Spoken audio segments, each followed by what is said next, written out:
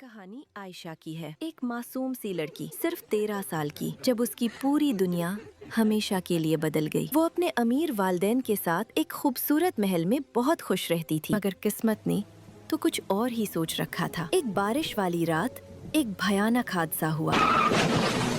اس کے والدین چلے گئے ہمیشہ کے لیے، وہ اکیلی رہ گئی، یتیم، تنہا۔ صرف 13 سال کی تھی جب اس کی زندگی بدل گئی۔ اس کے لالچی چچا اور چچی نے اسے اپنے گھر لے لیا۔ آؤ بیٹا، اب تم ہمارے پاس۔ مسکراہٹیں اتنی گرم تھیں کہ سردی میں بھی جھلسا دیتی۔ اچھا کھانا، نئے کھلونے، گرم مسکراہٹیں۔ عائشہ نے سوچا شاید اب سب ٹھیک ہو جائے گا، شاید اسے دوبارہ خاندان مل گیا، مگر یہ سب ڈرامہ تھا، ایک ظالمانہ تھوڑا سا صبر، پھر سب ہمارے ہاتھ میں ہوگا۔ انہیں تو بس ایک چیز چاہیے تھی، عائشہ کی وراثت، اس کا گھر، اس کی دولت۔ ایک دن چچا نے اس کے سامنے قانونی کاغذات کا ڈھیر رکھ دیا۔ ہماری بھلائی کے لیے ہے۔ سچ میں چاچا؟ ہاں، بس یہاں سائن کر دو، سب ٹھیک ہو جائے گا۔ کیا صرف 13 کی تھی، وہ کیا سمجھتی؟ اس نے بھروسہ کر لیا۔ میں یہ نہیں لے سکتی۔ بس سائن کر دو بیٹی، سب ٹھیک ہوگا۔ بغیر پڑھے، بغیر جانے سب دستخط کر دی۔ جائیداد، مستقبل، سب کچھ چچا کے نام ہو گیا۔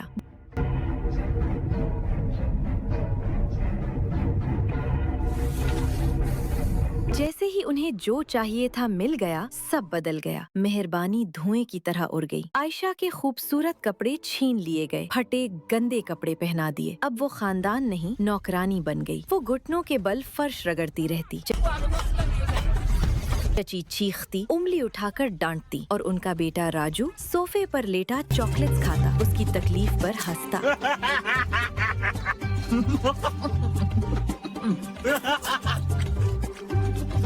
راجو بری صحبت میں پڑ گیا، جوا، شراب، پیسے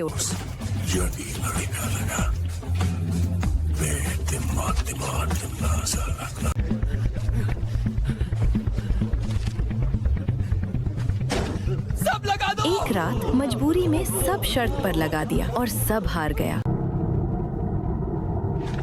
راجو نے سب کچھ جوئے میں ہار دیا۔ چچی نے عائشہ پر چیخا، یہ سب تیری وجہ سے ہے۔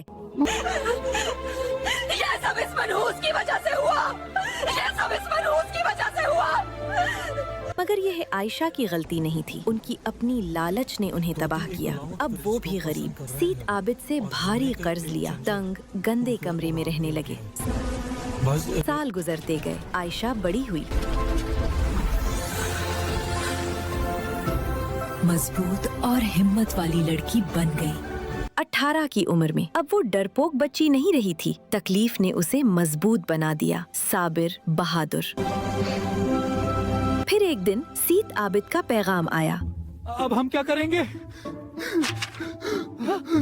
اللہ!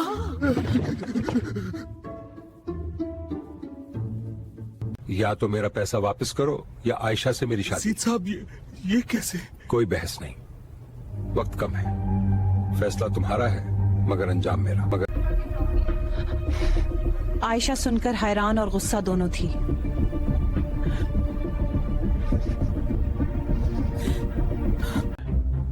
لالچ میں اندھے ہو کر چچا اور چچی نے فوراً حامی بھر دی۔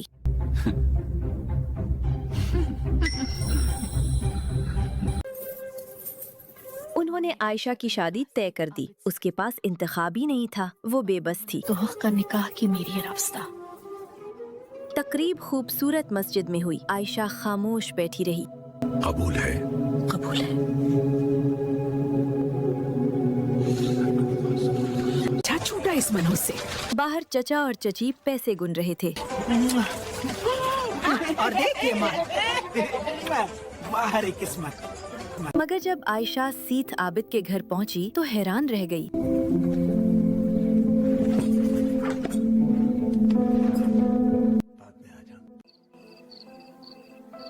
برسوں بعد پہلی بار عائشہ کو سکون ملا۔ انہوں نے عزت کی، مہربانی کی، بیٹی کی طرح کتابیں دیں، خوبصورت کپڑے دیے۔ उसे पता चला सीत आबिद वाकई अच्छे इंसान हैं, एक शरीफ रूह। मगर खुशी ज्यादा देर ना रही। अचानक सीत आबिद बीमार पड़ गए। आराम से पानी पी लीजिए। खांसी, बुखार रोज कमजोर होते गए। आयशा ने दीवाना वार खिदमत की। फजर में दुआ उन्हें सेहत दे। पास बैठी रहती, सूप पिलाती, दवाई देती। सीत आबिद कमजोर मुस्कुराते, तुम बहुत अच्छी हो आयशा। मगर चचा और चची की लालच दोबारा जाग उठी। अभी वक्त है, सब अपने नाम कर लो। एक रात चोरों की तरह घुस आए। दस्तखत करा दो जल्दी। छोड़ो मुझे। नहीं, मैं ये कभी नहीं होने दूंगी। आयशा ने रोका तो उसे भटकाया। इसी लम्हे चची ने सीत आबिद के बेहोश हाथ पकड़कर जाली वसीयत पर अंगूठा लगवा दिया। धोखे से सब कुछ दोबारा चोरी कर लिया। सीत आबिद ने आखिरी बार आंखें खोली, आयशा को देखा, मुस्कुराए, फिर सुकून से आंखें बंद कर ली हमेशा के लिए। आयशा गम से ढेर हो गई।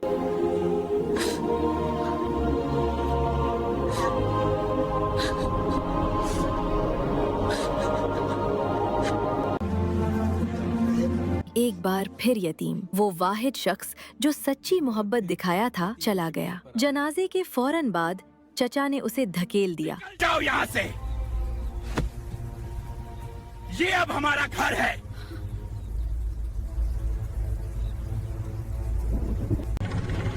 सड़क पर फेंक दिया। लोहे के दरवाजे बंद कर दिए हैं।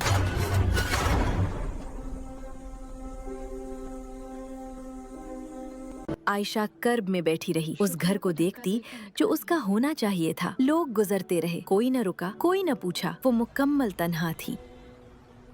फिर एक स्याहकार आई। एक बुजुर्ग वकील निकले, बावकार, पेशावर। जमीन पर बैठी आयशा को देखा, इज्जत से उठाया। बेटी परेशान मत हो। कौन है? कोई जो मदद करना चाहता है। चलो उठो, चलो। गेट की घंटी बजाई। चचा ने दरवाजा खोला। वकील को देखकर चेहरा सफेद पड़ गया।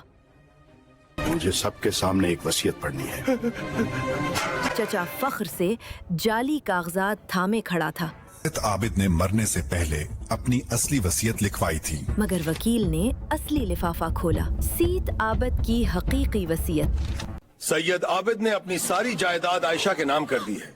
इसमें हवेली, तमाम जमीनें, बैंक अकाउंट्स और सरमायाकारी शामिल हैं। चचा के हाथ से कागजात गिर गए। चेहरा मौत की तरह सफेद। वो सब हार गए। चाचा चाची के पाँव के नीचे से जमीन निकल गई। पड़ोसियों ने उन्हें घर से निकाल दिया, तीनों को धकेल कर बाहर, उस घर से जो उन्होंने चोरी किया था। आयशा बड़ी सीढ़ी पर खड़ी थी, पुरसुकून, पुरअमन, आंखों में नफरत नहीं, सिर्फ माफी, सिर्फ करम। दरवाजे बंद हुए। इस बार चचा और चची बाहर थे, दौलत से महरूम। और फिर आयशा को सब कुछ वापस मिल गया।